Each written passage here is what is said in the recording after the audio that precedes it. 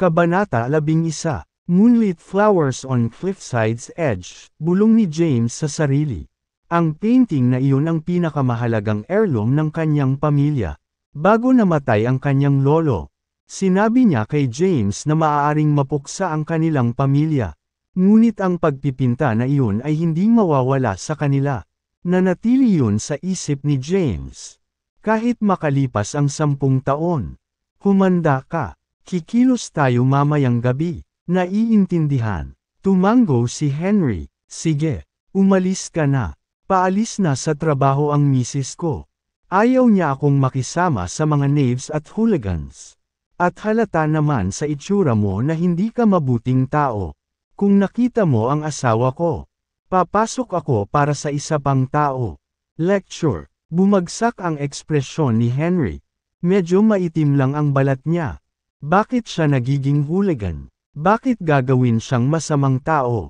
Huwag kang tatayo dyan. Maligaw ka. Si James ay nagpadala ng isang sipa sa kanyang paraan. Tumalikod si Henry at umalis. Napatingin si James sa oras. Natapos na ang trabaho ni Thea. Any moment lalabas na siya. Itinulak niya ang kanyang dekuryenteng motorsiklo at tinahak ang daan patungo sa Callahan's Eternality Group. Pero bago pa man siya makalapit sa entrance, may nakita siyang babae na naglalakad palabas ng building. Siya ay 5 talampakan na 10. Nakasuot ng pormal na damit pang negosyo na binubuo ng isang puting butones na kamiseta. Isang itim na lapis na palda, at pulang takong. Ang kanyang kulay kastanyas na kulot na buhok ay nakabalangkas sa kanyang mukha. At ang paraan ng kanyang paglalakad na may hawak na portfolio ay naghatid ng isang malakas na kumpiyansa tungkol sa kanya. Thea, isang lalaki ang lumapit sa kanya ng mga sandaling iyon. May hawak na isang bouquet ng bulaklak. These are for you. Thea, libre ka ba ngayong gabi? I've booked a private room in the Drunken Ferry tonight. I'd love to take you out for dinner. Ang lalaking ito ay si Brandon Fraser, ng Frosiers, isa sa The Great Four sa Kensington.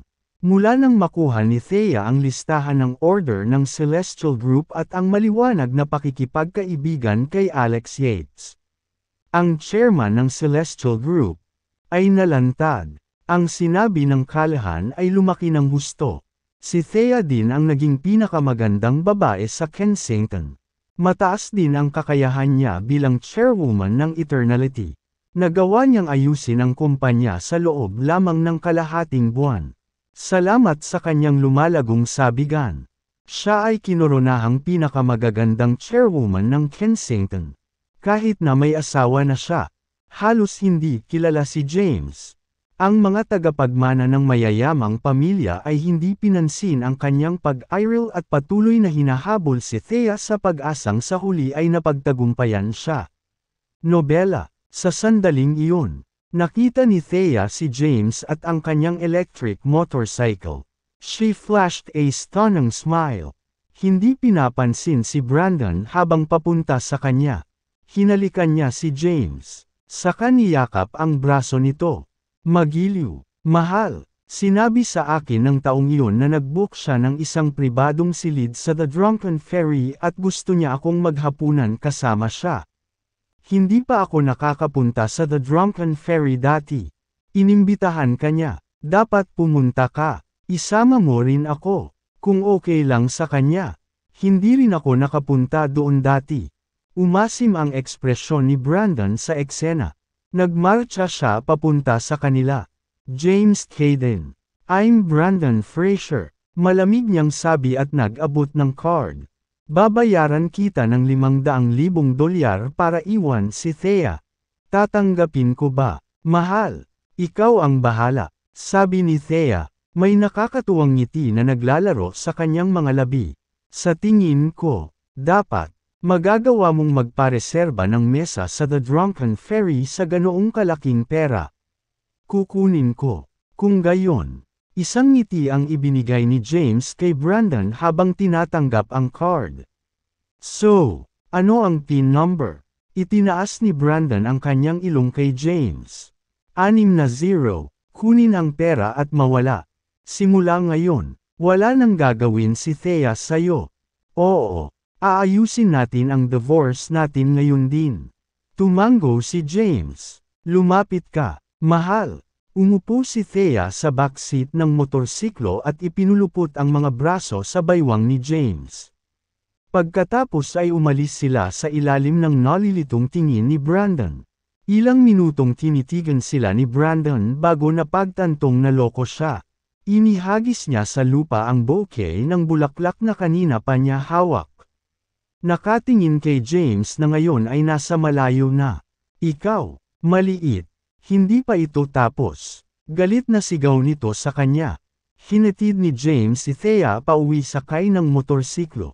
Pagdating sa bahay, umupo si Thea sa couch at inilahad ang kamay. Ngumisi kay James. Ano? Sabi ni James sabay hawak sa bulsa. Ako ang binigyan ni Brandon ng divorce fee.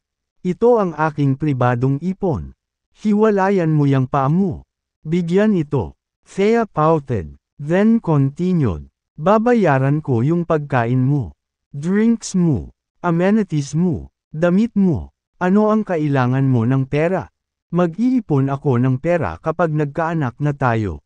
Ang mahal nila. Alam mo, walang ganang inabot ni James ang card ni Brandon. Ngunit ito ay patuloy na nangyayari. Aking mahal. Kung isasama ang lahat ng perang ibinigay sa akin ng lahat para makipaghiwalay sa iyo sa loob ng 10 araw na ito. Magkakaroon na ng higit sa 2 milyon sa ngayon. Akin ang pera. Anong pera? Nanggaling ang boses sa pinto. Wala. Nagmamadaling sabi ni Thea habang tinatago ang card. Lumapit si Gladys sa kanila. Simula noong natuto kang magsinungaling sa akin. You little brat.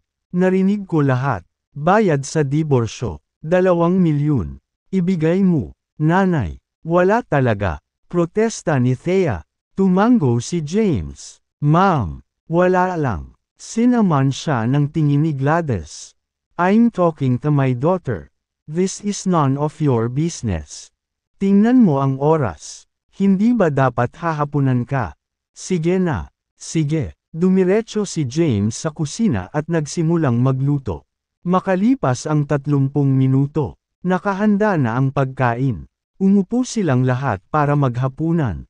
Hinayla ni James si Thea papasok sa kwarto nila nang matapos silang kumain. Hindi mo talaga sinabi sa kanya. Mahal, sinaman siya ng tingin ni Thea. It was all your fault. Speaking that loudly. Kinuha ni nanay ang lahat ng pera. Kabayaran daw yun sa pagpapalaki sa akin sa lahat ng mga taon na ito. Dahil may trabaho na ako. Ano? Nakatitig sa kanya si James. Ibinigay mo sa kanya ang lahat. Kulang nga siya sa pera kamakailan. Siya ay walang trabaho mula nang sumali sa mga kalahan. At ngayon siya ay ganap na sira. Maging ang kanyang mga sigarilyo ay nababaliw kay Henry. Oo. Kailangan ko. Walang magawang sabi ni Thea. Ang 100,000 mula kay Aster. 250,000 mula kay Bertrand. 300,000 mula sa Oswald. At 500,000 mula kay Fraser. Kinuha silang lahat ni nanay. Napabuntong hininga si James. Sana dumating ang isa pang mayamang lalaki at mag-alok muli sa akin ng ilang $100,000 para makipaghiwalay sa iyo. Padalhan mo ako ng pera. Mahal, I'm too broke to even afford sigarilyo ngayon. I don't believe you. May nakita akong black card sa bulsa mo nung isang araw habang naglalaba. Don't tell me walang laman. Ibigay mo dito. Itatago ko sa'yo. Inilahad ni Thea ang kanyang kamay. Naghihintay sa card ni James. Inilabas ito ni James. Isa itong matte na black card na may glossy black dragon sa ibabaw nito. Walang card number. Sinulyapan lang ito ni Thea habang abala sa paglalaba. Pero ngayong nakatingin na siya ay naguguluhan na siya. Anong klaseng card ito? Bakit walang mga numero? Well, pag-aalinlangan ni James. Ang card na ito ay nakalink sa bawat pangunahing bangko. Kaya maaari ko itong gamitin kahit saan. Isa pa, Mayroon itong ID chip sa loob nito. Kaya hindi na kailangan ng mga numero. Ito ay ang ika-21 siglo.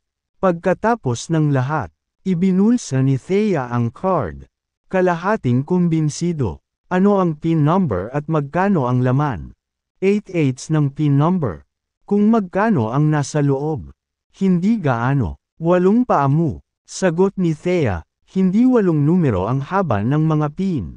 Sorry, it was 6/8. Sabi ni Jane na may nakakatakot na ngiti. Ang card na iyon ay hindi nangangailangan ng PIN. Anumang numero ay gagana. Ang itim na dragon card na iyon ay ang tanging umiiral. Nagsilbi itong patunay ng kanyang pagkakakilanlan at kapangyarihan. Kung tungkol sa pera na nilalaman nito, talagang hindi niya alam ang halaga, dahil hindi niya ito nagamit. Gayunpaman, dahil ang card na ito ay resulta ng kanyang 10 taong paglilingkod at karangalan. Malamang na may malaking halaga sa loob. Kaya lang, ngayong umakyat na siya ng napakataas. Walang halaga ang pera sa kanya. Kaya hindi niya pinapansin ang card. Pwedeng makuha ni Thea. Kung wala siya, walang James. At walang card. Si Thea ang nagbigay sa kanya ng lahat ng mayroon siya. Kabanata 12. Walang magawa si James. Kunin mo sa akin ang damit sa closet ko. Sabi ni Thea, hindi siya pinansin. May importanteng handaan ngayong gabi. Tumayo si James at naglakad papunta sa closet. Alin, mahal? Tanong niya sabay bukas ng pinto ng closet. Yung puti, may V-neck. Hindi mangyayari iyon. Hindi mo pwedeng ilantad ang iyong sarili sa publiko ng ganyan. Mukhang maganda ang isang ito. Kumuha si James ng itim na high-neck na damit at iniabot kay Thea. Oh, tama. Para saan ang handaan? Si Rowena Xavier ng Xaviers ay nag-host ng isang banquet sa auction. Mayroong maraming magagandang item doon. Kaya halos lahat ng dadalo ay magiging sikat sa isang paraan o iba pa. Palalawakan ko ang network ko habang nandoon ako. Napahinto si James nang marinig iyon. Ngunit agad ding nakabawi. Kailangan ba kitang ihatid? Tanong niya. Sasakay ako ng taxi. Oh, sige. Umalis si Thea pagkatapos magpalat ng damit. Hindi nagtagal ay umalis si James. Binigyan ang kanyang pamilya ng isang random na dahilan tulad ng ginawa niya. Sa villa ng Xaviers. Ang Xaviers ay may isang natitirang villa. Na-liquidate na ang lahat ng iba pa nilang asset. Kabilang ang real estate. Nagtipon ang mga Xavier sa loob ng gusali. Ang nakaupo sa Taiman ay isang lalaking nasa katanghaliang gulang na nakasuot ng unipormeng militar. Siya si Trent Xavier. Ang ika-4 na anak ni Warren Xavier. Si Trent ay isang sundalo sa kanlurang hangganan. Na ang ibig sabihin ay nasa misyon siya nang mamatay si Warren at hindi na nakaalis. Nang sa wakas ay nagawa niyang magmadaling umuwi. Huli na ang lahat. Gayunpaman, nag-iwan ng clue ang mamamatay tao. Sila ay isang labi ng mga Kaidan na bumagsak 10 taon na ang nakalilipas.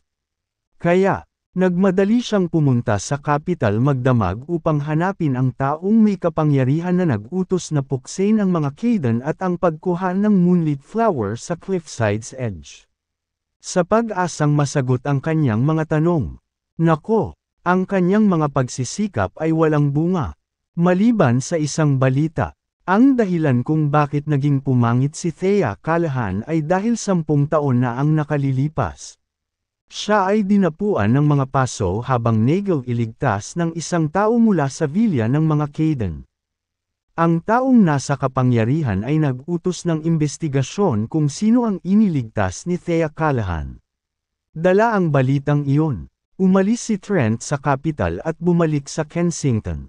Nang sa wakas ay nakauwi na siya. Gayunpaman, natuklasan niya na ang mga Xavier ay nabangkarote. Malaki rin ang naging bahagi nito ni Thea Callahan. Isang magandang babae ang umupo sa gilid niya. Ang kanyang balat ay halos walang kapintasan.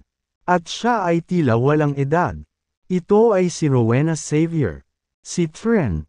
Ang pumatay kay tatay ay maaaring isang misteryo. Ngunit si Thea Callahan ang nagpabangkarote sa atin. Sinabi sa amin ni Joel na sinira lang kami ni Alex Yates dahil sa tawag ng babaeng iyon. Nagdilim ang ekspresyon ni Trent habang nakakuyom ang mga kamao. Walang makakaligtas sa paggawa ng mga kaaway sa atin. Kahit na si Alex Yates. Ang sabi niya, ipapakita ko sa mundo na ang aming pamilya ay hindi passovers. Hindi. Ngayong gabi, bumagsak ang mga Callahan. Ginanap sa Kensington Hotel ang banquet auction ng Xavier's. Sa labas, ang mga mamahaling kotse ay nakahanay sa buong kalsada. At ang mga kilalang tao ay naglibot sa gusali. Ito ang mga taong inimbitahan ni Rowena. Bagamat ang mga Xavier ay nabangkarote at ang mga tao ay nag-aatubili na dumalo sa banquet auction na ito. Ang balita na bumalik si Trent Xavier ay nakumbinsi sila kung hindi man. Malaki ang naiambag ni Trent sa pagtaas ng mga Xavier sa Kensington. Dahil siya ay isang sundalo sa kanlurang hangganan at medyo mataas sa hanay. Dalawang lalaking nakasuot ng itim na trench coat ang lumapit sa Kensington Hotel. Tumigil sandali si Henry sa presensya ng militar sa labas ng gusali. Hoy, James! Mga Western soldiers ito. Ibig sabihin bumalik na si Trent Xavier.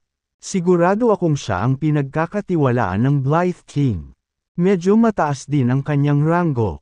Bilang Deputy Commander, ang Blythe King. Napangisi si James. Kahit narito siya ngayong gabi. Ipapaluhod ko siya sa harapan ko kapag nang ahas siyang hamarang sa akin. Sikat ang 5 commander sa Sol. Ang itim na dragon ng katimugang kapatagan. Ang Centurion ng Hilaga. Ang Blythe King ng Kanluran. Ang Barbarian na hari ng Silangan. At ang Emperador ng Kabisera. Sa mga tuntunin ng impluensya. Ang Emperador ang pinakamalakas. Ngunit kahit na ang Black Dragon ay naging general sa pinakamaikling panahon. Siya ang pinakamalakas sa mga tuntunin ng hilaw na kapangyarihan. Kahit na sabay-sabay na lumapit sa kanya ang iba pang mga commander.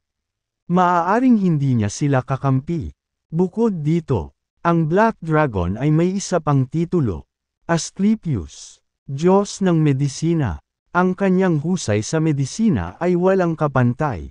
Kayang buhayin kahit ang mga patay. Maari pa niyang pigilan ang scythe ni Death sa kalagitnaan ng pag-indayog. Hanggat may natitira kahit kalahating hininga sa kanila, nailigtas niya sila.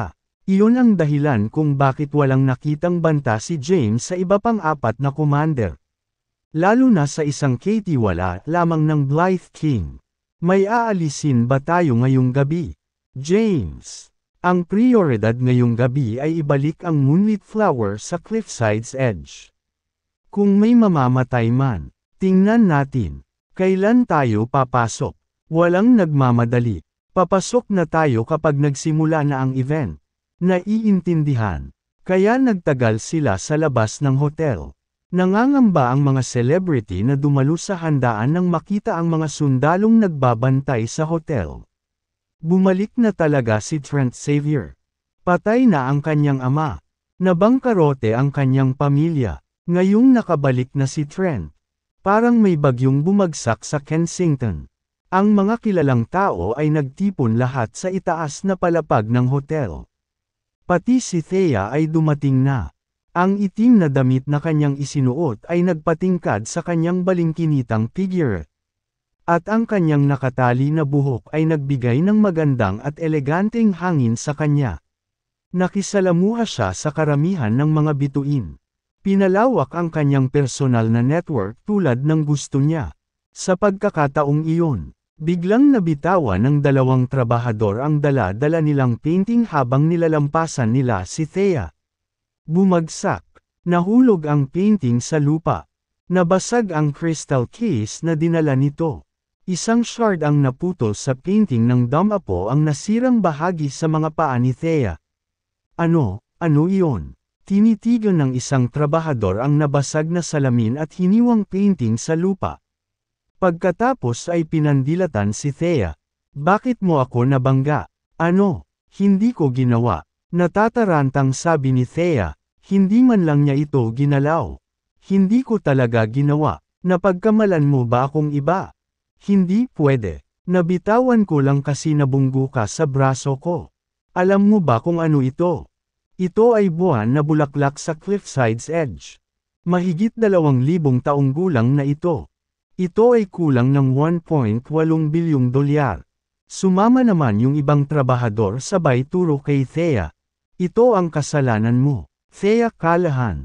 Ginawa mo ito. Nagsimulang magtipon ang mga tao sa kaguluhan.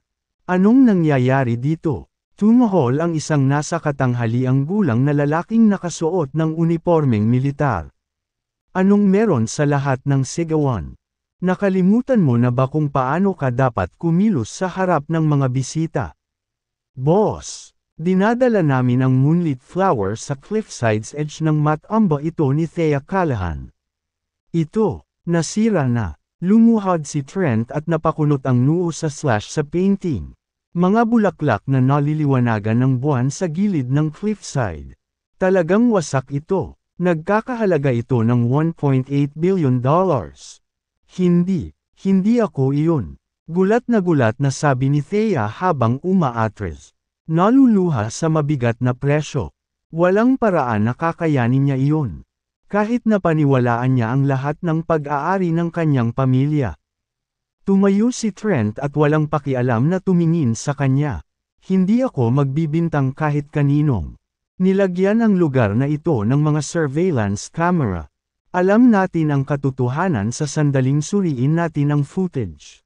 Dalhin mo dito. Makalipas ang ilang minuto. May dala ng footage. Pinatugtog ito ni Trent para sa lahat ng naruroon. Sa video, dinaanan ng mga trabahador si Thea, ngunit nabitawan ang pagpinta ng mabangga ni Thea ang isa sa kanila. With that, malamig na tumingin si Trent kay Thea. 1.8 billion. Thea Callahan. Aniya. Pagkatapos ay bumaling sa kanyang mga tauhan. Alisin mo siya. May bumisita sa Callahans para sa pera. Kung hindi sila makaubo, dalhin mo silang lahat dito.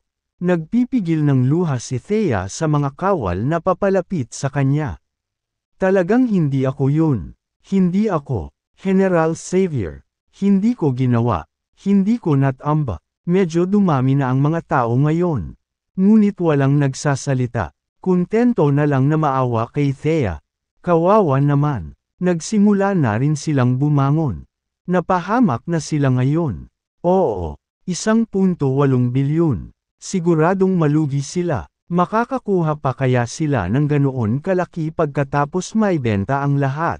Malas naman yata si Thea. Iyon ay pabaya sa kanya.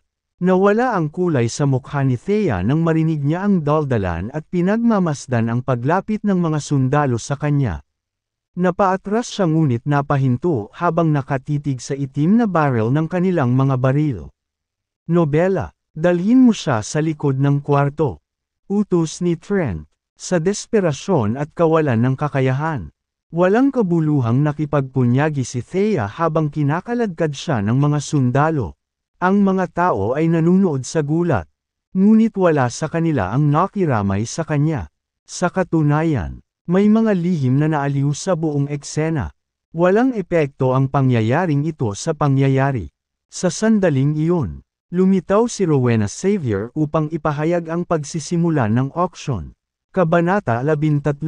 Sa labas ng villa ng mga Callahan, 12-dosenang mga jeep ang huminto habang ang mga sundalong sumakay sa kanila dito ay sumugod sa tahanan ng mga Callahan. Nagkaroon ng takot sa gitna ng mga Callahan. Muling bumangon si Lex na nakahiga na at lumapit sa mga sundalong naka-pajama. Ano pong nangyari, sir? Galit na tanong niya sa pinuno. Namumutla ang mukha. Kunin mo sila. Sa kanilang utos. Hinawakan ng 2 sundalo si Lex sa kanyang mga bisig at kinaladkad palayo. Yung iba, nahihilo pa sa pagtulog. Pilit ding hinihila papasok sa mga jeep. Samantala, isang malakas na kalabog ang sumabog mula sa bahay ni Thea. Biglang nagising sina Benjamin at Gladys nang pumasok ang mga sundalo at kinaladkad sila palayo. Basement ng Kensington Hotel. Nakatali si Thea sa lupa. Hindi nagtagal. Dinala din ang kanyang pamilya. Ang kanyang lolo, si Lex Callahan. Ang kanyang ama, si Benjamin Callahan. Ang kanyang tiyuhin, si Howard Callahan. Ang kanyang pangalawang tiyuhin, si John Callahan. At lahat ng iba pa. Walang naiwan. Lahat sila ay nakatali din. Nagkatinginan sila sa gulat at pagkalito. Hindi nila alam kung ano ang ginawa nila upang masaktan ang mga Xaviers. O kung bakit sila ngayon ay nasa isang basement. Umupo si Trent sa nag-iisang upuan sa kwarto. Hinihila ang kanyang sigarilyo. Alam mo ba kung bakit kita dinala dito? Thea Callahan. Tanong niya na malamig ang ekspresyon habang nakatingin ang mga sundalo sa likod niya. Hindi niya ginawa. Alam niyang wala siya sa malapit sa mga manggagawa ng mahulog ang painting. Kaya bakit iba ang ipinakita ng surveillance footage? General Xavier, wala kaming ginawang masama sa pamilya mo. Sa totoo lang, matalik na kaibigan ng Tommy namin si Joel Xavier. Bakit mo ito ginagawa? Please. Let us go. Pagpipigil ni Lex habang nagmamakaawa kay Trent. Kung may ginawa kaming masama sa iyo, ipinapangako ko na personal kung babayaran ka. Nagtaas ng kamay si Trent. Pinutol si Lex. Sira ni Thea Callahan ang isang painting na nagkakahalaga ng $1.8 billion sa auction banquet. I'll release you now para maliquidate mo ang assets mo. Lex Callahan. Kunin mo sa akin ang pera kapalit ng iba mong pamilya. Mamamatay sila kung hindi. Ano? 1.8 billion. Anong nangyari? Thea, nobela. Paano mo sinira ang isang painting na nagkakahalaga ng ganoon kalaki? Ang mga Callahan, gulat na gulat, galit na galit, at nakatali pa, ay nagsimulang mang-insulto kay Thea. Inakusahan nila siya ng pagiging isang sumpa sa kanilang pamilya. At kung paano siya ay palaging walang iba kundi ang problema para sa kanila. Si Thea, na hindi makapagsalita sa kanilang mga pang-iinsulto, ay hindi makapagsalita. Bitawan mo si Lex Callahan. Utos ni Trent. Inimbestigahan ni Trent ang kapalaran ng mga Callahan bago siya kumilos. Idinagdag ang lahat ng kanilang mga asset. Ang Callahans ay nagkakahalaga ng 1.3 bilyon sa kabuuan. Ang isang pagpipinta na ito ay sapat na upang lubusang mabangkarote ang mga ito. Lumapit agad si Lex kay Thea nang makalabas ito sa kasinampal ng buong lakas. Walang kwenta, sinira mo ang pamilya natin. Mapahamak tayo. Tumulo ang luha sa kanyang namumulang mukha. Hindi ako, Lolo, sigaw niya. Talagang hindi ako yun. How dare you argue? Magbibintang ba si General Xavier dito? Sigaw ni Lex na ilang beses pa siyang sinampal sa galit. Lumuhad siya sa harap ni Trent nang matapos siya. Maawa po kayo sa pamilya ko. General Xavier, desperadong pakiusap niya. Awa, malamig na sabi ni Trent. Binigyan mo ba ako ng anumang awa nung sinimulan kaming i-bankrupt ni Alex Yates dahil sa isang tawag sa telepono mula kay Thea Callahan? Bumungad kay Thea ang realization. Ikaw ang nag-set up sa akin. Oo, sabi ni Trent. Hindi mahalaga kung alam mo. Wala kang magagawa tungkol dito. Kinukuha ko ang 1.8 bilyon mula sa iyo. Sa isang paraan o iba pa. Ako ang deputy commander sa western border. Why pong magiging madali ka sa labas? Bumagsak si Lex sa lupa. Tuluyan na siyang iniwan ng kanyang enerhiya. Tila siya ay may edad na 10 taon sa isang pagkakataon. Lagot tayo. Napasigaw siya sa kawalan ng pag-asa. Napahamak ang mga Callahan. Itapon mo ang matanda dito. Opo, Ginoo. Hinatak ng 2 kumpleto na armadong sundalo si Lex. Humihikbi pa rin. Palabas ng silid. Ang iba pang mga Callahan ay nanunood. Nanigas sa takot. Seryoso si General Xavier. Napahamak ang mga Callahan. At lahat ng ito ay dahil kay Thea. Thea Callahan, you wicked little bee asterisk tick. You did this to us. Bakit hindi ka namin ipinalaglag kung kaya naman namin? This is your own fault. Bakit mo kami hinihila dito? General, wala akong kinalaman kay Thea. Please let me go. Sob. I don't wanna die. General Xavier, please let me go. Thea was the one who crossed you. Just get your revenge on her. Patayin mo siya. Patayin mo siya at hayaan ang iba pa sa amin. Ang mga Callahan ay patuloy na nagsusumamo. Wala na silang ibang magagawa laban sa makapangyarihang Trent Callahan. Kalahati. Nang marinig ang masasakit na salita ng kanyang sariling pamilya, nasira ang kalooban ni Thea na mabuhay. Nawalan siya ng malay dahil sa labis na emosyon. Kumaway ng braso si Trent. At tinapon ng isa sa kanyang mga sundalo ang isang balde ng tubig kay Thea. Nagising siya. Tumayo si Trent at lumapit sa kanya. May hawak na punyal. Itinaas niya ang kanyang baba. Bahagyang pinadaos-dos ang talam sa kanyang magandang pisngi. Thea, simula niya sa malamig na tono. 10 taon na ang nakalilipas. Pinasok mo ang ari-arian ng mga Kaydan habang ito ay nasusunog at nasugatan. Ngunit nakikita kong naibalik mo ang iyong kagandahan. Ngayon, sabihin mo sa akin, ang taong iniligtas mo mula sa apoy. Nasaan siya? Ay, hindi ko alam. Nanginginig si Thea, namumutla ang mukha. Hinampas ni Trent ang punyal sa pisngi ni Thea. At damaloy ang matingkad na dugo pagkaraan ng ilang sandali. Na nagkulayan ng pula sa kalahati ng kanyang mukha. Napasigaw si Thea sa sakit. Pilit na kumawala. Ang kanyang mga paa ay nakatali. Gayunpaman. At ang kanyang mga pagsisikap ay walang kabuluhan. Ang iba pang mga Callahan ay nanginginig sa takot. Ang mga masduwag ay nanghihina sa paningin ng dugo.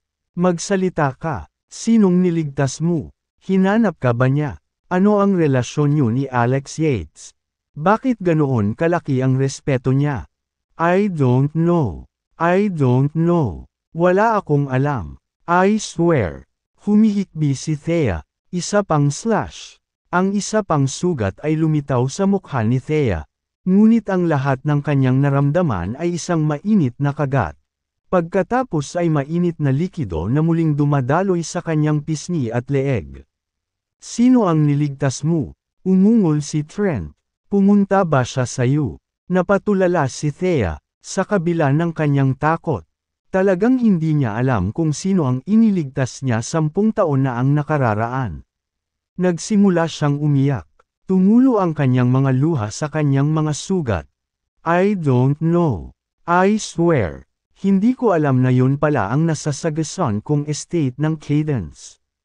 Nalaman ko lang yun mamaya. Hindi ko alam kung sino ang niligtas ko. Nasunog ang mukha niya nang hindi na makilala. Hinayla ko palabas siya ng apoy. Tumalon siya sa ilog at naanon, hindi ko alam kung sino siya. Hindi siya dumating para sa akin. General Xavier, sinasabi ko sa iyo ang totoo. Maawa ka. Kabanata 14. Ang dalawang hiwa ay isang malaking kaibahan sa kanyang kung hindi man ay makatarungang balat. Patuloy na umaagos ang dugo mula sa mga sugat, na nagpapakulay ng pula sa kanyang leeg. Naging malabo ang kanyang paningin kasabay ng pagtulo ng malakristal na luha sa gilid ng kanyang mga mata. Bumabagsak at humahalo sa kanyang dugo. Siya ay nahulog sa kawalan ng pag-asa. Sa pagharap kay General Trent Xavier, lahat ng kanyang kawalan ng kakayahan at kawalan ng pag-asa ay nakatambak. Higit sa lahat, namumuo ang puot sa loob niya. Naiinis siya na bumangga siya sa apoy na iyon dahil may narinig siyang humihingi ng tulong. Maaaring nailigtas niya ang isang tao, ngunit ang pinsalang idinulot sa kanya ay nagdulot ng kanyang 10 taon ng pagdurusa. 10 taon ng sakit, naging katatawanan siya ng buong paaralan nang makuha niya ang mga paso na iyon. Kahit na ang mga kaibigan na dati niyang malapit ay walang gustong gawin sa kanya. Itinuring siya ng kanyang mga kaklase na parang nagdadala ng mga salot. Iniiwasan siya hanggat kaya nila. Ang kanyang pamilya ay nagsimulang magalit sa kanya. Kahit ang sarili niyang mga magulang ay tinatrato siya na parang walang kwenta. Nang sa wakas ay gumaling na ang kanyang mga peklat, naisip niya na marahil ay katumbas ng halaga ang 10 taong pagdurusa na iyon. Kung tutuusin, ngunit ngayon, muli na naman siyang nalugmok sa kawalan ng pag-asa. Pakiusap, General Xavier, wala talagang kinalaman ito sa atin. Kasalanan lahat ito ni Thea. Oo nga, kasalanan niya lahat. Pahirapan mo siya kung gusto mo. Hayaan mo na lang kami. Tinitigan ni Thea ang walang ekspresyon na mukha ni Trent at nakinig sa pagtulak sa kanya ng mga kalahan papunta sa mga riles ng tren. Lahat para sila mismo ay mabuhay. Lalong nahulog siya sa kawalan ng pag-asa. Hindi ka nagsasalita. Kumaway ng kamay si Trent. Naging malamig ang ekspresyon niya. Agad namang lumapit sa kanya ang dalawang lalaki. Sir, dalhin mo siya sa auction hall. Gusto kong malaman ng lahat sa Kensington kung ano ang mangyayari kapag tumawid sila sa pamilya ko. Haharapin natin si Alex Yates pagkatapos maalis ang mga kalahan. Opo, Ginoo. Kinaligan ng mga lalaki ang pagkakatali ni Thea. Sa kahinayla palabas ng buhok na parang tali ng aso.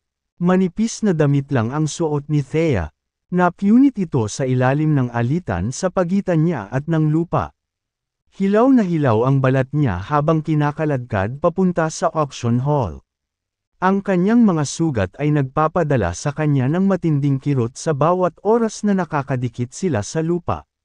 Ngunit hindi pinansin ng mga lalaki ang kanyang pagtangis na paghingi ng awa.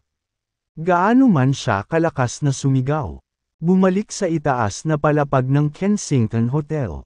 Ang auction ay nagpapatuloy ayon sa naka-schedule.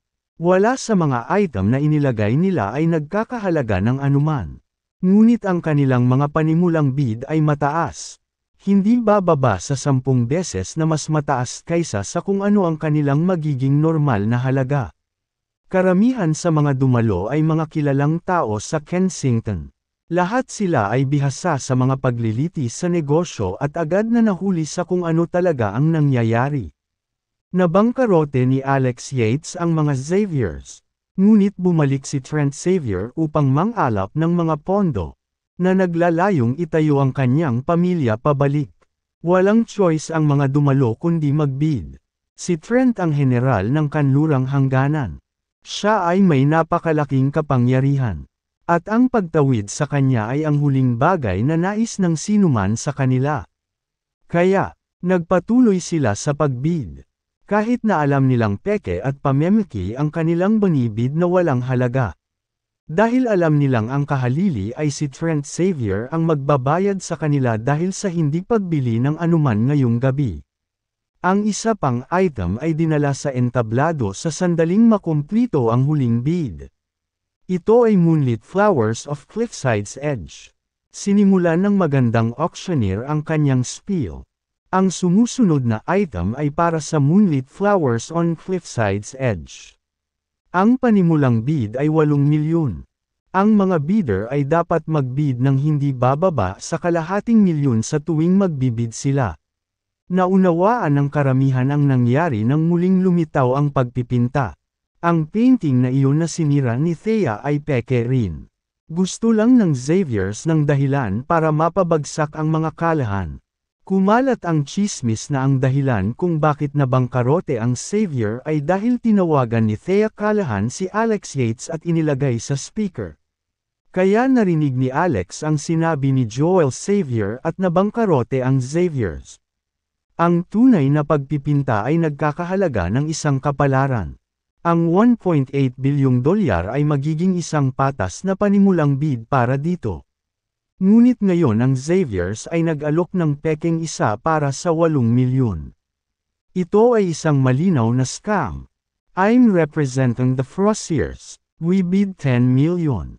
I'm getting that painting. I'm representing the Zimmermans. We bid 11 million.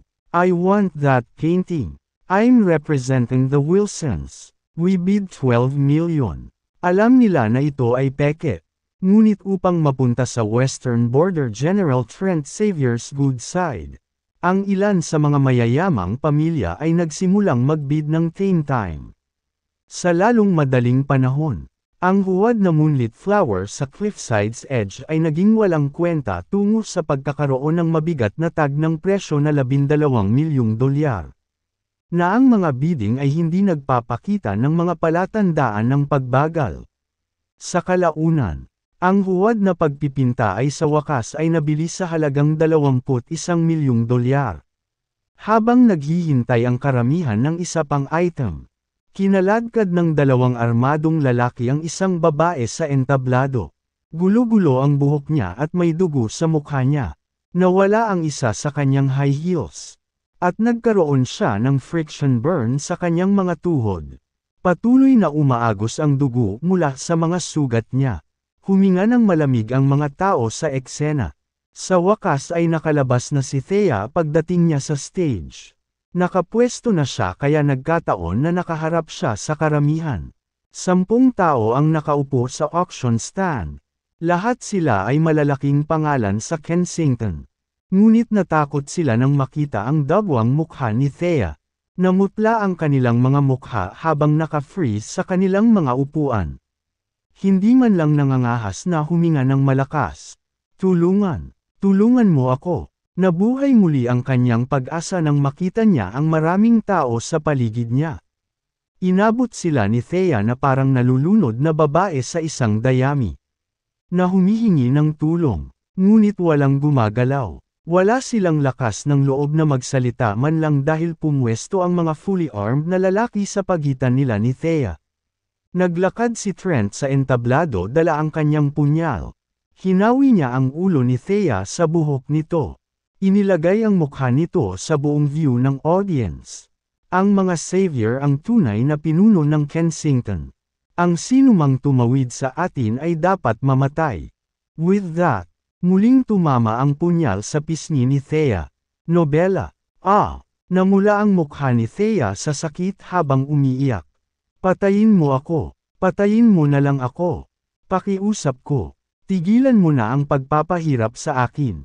Hapo ang katawan at kaluluwa ni Thea sa paghihirap.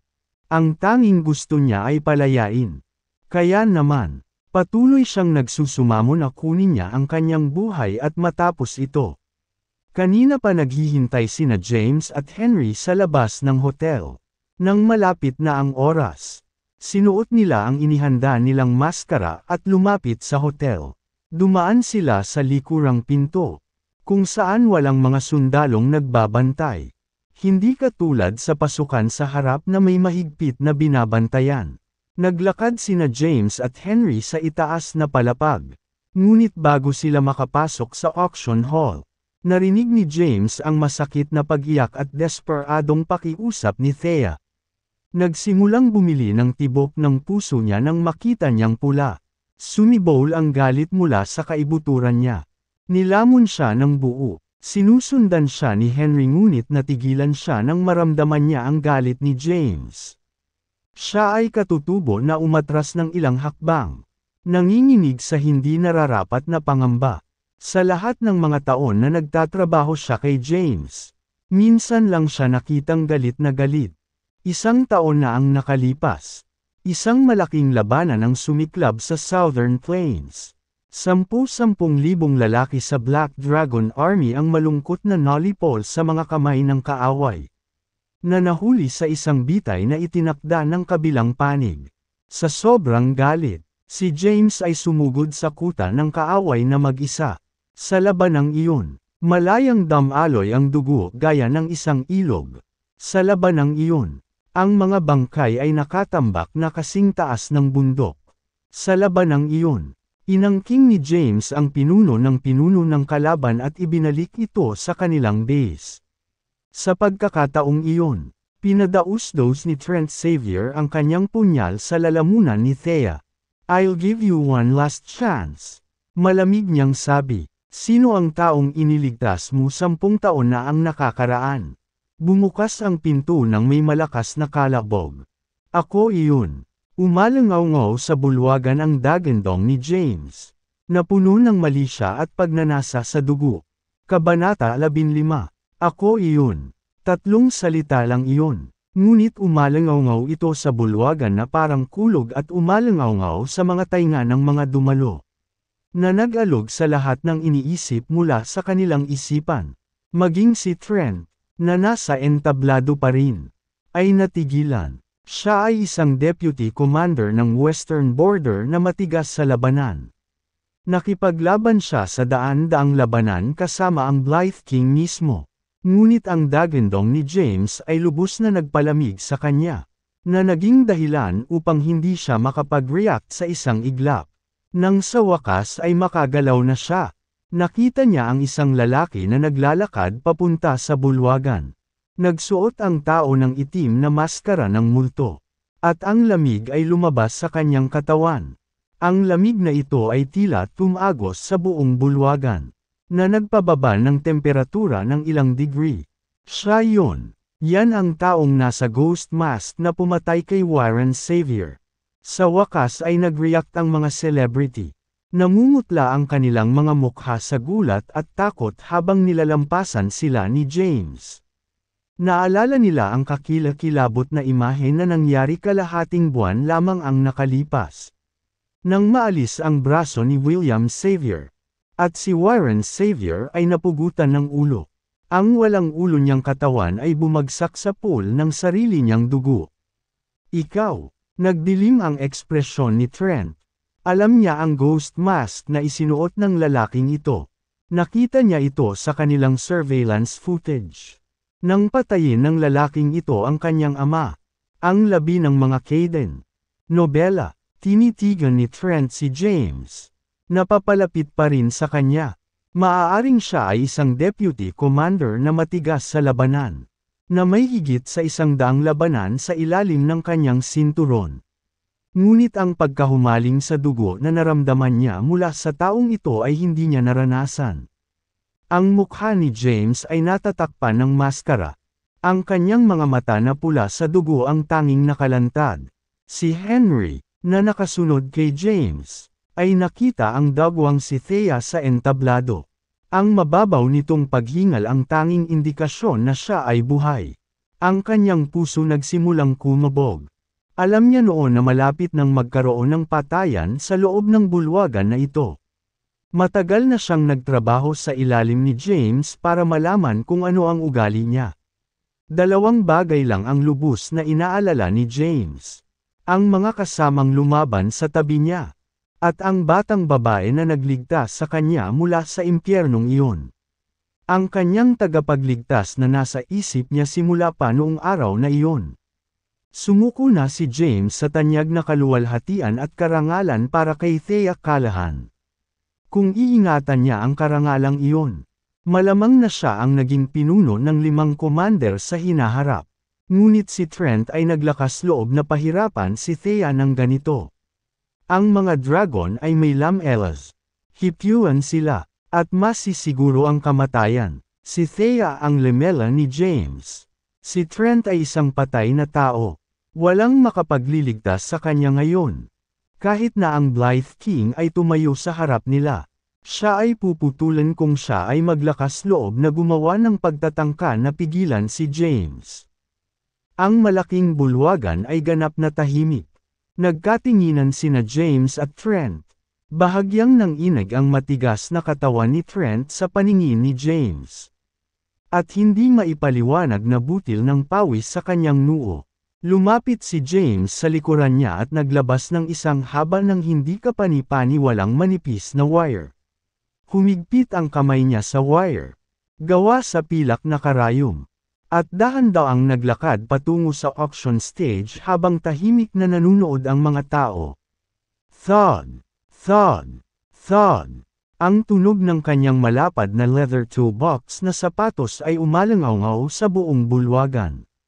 Na ikinagulat ng madla sa bawat hakbang na kanyang ginagawa.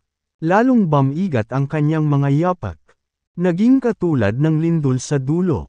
Kahit na nagawang iling ang mga mesa at upuan. Ang itim, Nalukot ang mukha ni Trent sa takot nang makita niya ang silver needle wire sa kamay ni James. Mayroon lamang isang tao sa mundong ito na may kakayahang gumamit ng mga pilak na karayom sa labanan. Isa lang. Swish! Sa isang pitik ng palso ni James. Agad na nahati ang wire. Sumabog ang mga silver na karayom patungo kay Trent. Natumpak na nakalagay sa pagitan ng kanyang mga kilay. Pagkatapos ay lumipad sila pabalik kay James, na muling nagtagpo upang bumuo ng isang manipis na alambre, na ngayon ay nabahiran ng pula ng dugo. Namatay si Trent nang hindi man lang nailabas ng lubusan ang kanyang mga huling salita. Ang tanging naramdaman niya sa kanyang pagkamatay ay isang matinding panghihinayang. May nakita siyang wire sa surveillance footage. Ngunit napakalayo nito para matukoy niya kung ano iyon. Kung alam lang niya, hinding-hindi siya mangangahas na makipag-away kay Thea Callahan. Kahit nabigyan siya ng buong lakas ng loob sa mundo. Ito ang Black Dragon. Ang maalamat na Black Dragon ng Southern Plains. Isa sa The Five Commanders. Nakapantay ng kanyang superior. Ngunit alam niya na kahit magkaparehas sila ng ranggo, kahit 10 Blythe Kings ay hindi mananalo laban sa isang Black Dragon. Dahan-daang bumagsak si Trent habang nanunood ang naninindep na mga tao. Hindi man lang makasigaw sa sakit. Humiga si Thea sa stage. Sa kanyang pagkatulala, nakita niya ang taong nakasuot ng maskarang multo. Lumapit sa kanya ang may-ari ng maskara. Sinubukan niyang i-clear ang malabo niyang paningin para maisaulo niya ang maskara. Ngunit nawalan siya ng masyadong maraming dugo. Ang kanyang isip ay nabalot ng hamog. Habang siya ay nahimete, bago pa siya mawalan ng malay, naramdaman niyang hinawakan siya ng isang pares ng malalakas na braso. Huwag mong iwanang buhay kahit isang miyembro ng Western Army. Tungkol naman sa mga Xaviers, iwan mo silang hindi nagalaw. Ipapakita ko sa kanila kung ano ang tunay na kawalan ng pag-asa. Dahil ganyan sila mamamatay. Malinaw na umalangaw ang boses ni James sa buong hall habang naglalakad palabas kasama si Thea. Natigilan ang buong armadong mga sundalo sa kanilang namatay na deputy commander. Nanginginig sa takot habang nakatayo sila sa palibot ng plataporma. Nang matanggap ang kanyang order, si Henry ay nagmarcha papunta sa kanila. Ang kanyang windbreaker ay bumukas habang inabot niya ang mga ito. Na inilabas ang kanyang mga kutsilyo. Swish swish. Lumipad ang mga kutsilyo patungo sa kanilang mga target. At nahulog ang dalawa sa mga sundalo sa kanlurang hangganan. Isang pool ng dugo ang nabubuo sa ilalim nila. Nagpunta si Henry sa likod ng entablado. Ngunit ang laban ay natapos kaagad. Bawat kawal sa kanlurang hangganan ay bumagsak sa lupa bago pa man sila makapag-react. Muling tumahimik ang malaking venue. Ang mga kilalang tao sa Kensington ay nakayuko na ngayon sa lupa. Ang kanilang mga ulo ay nakabaon sa kanilang mga bisig habang sila ay nanatiling tahimik hanggat kaya nila. 10 minuto ang lumipas bago tumayo ang ilan sa mga mas matapang na dumalo. Napabuntong hininga nang makita ang mga bangkay ni Trent at iba pang mga sundalo sa kanlurang hangganan na nakahandusay sa mga pool ng sariling dugo nila. Para naman sa ibang Xaviers, sobrang kinilig sila sa takot na magsalita. Sa sandaling iyon, nabalot sila ng takot. Naalala nila kung paano sinabi ng lalaki na ipapakita niya sa kanila ang tunay na kawalan ng pag-asa. Na kung paano sila mamamatay. Sa wakas ay may nag-react at tumawag ng mga pulis. Hindi nagtagal, dumating ang ilang pulis. Natagpuan nila ang mga kinidnap na Callahans at pinalaya sila. Pagkatapos ay sinigurado ang mga parameter at nagsimulang magtanong at magtanggal ng mga pahayag.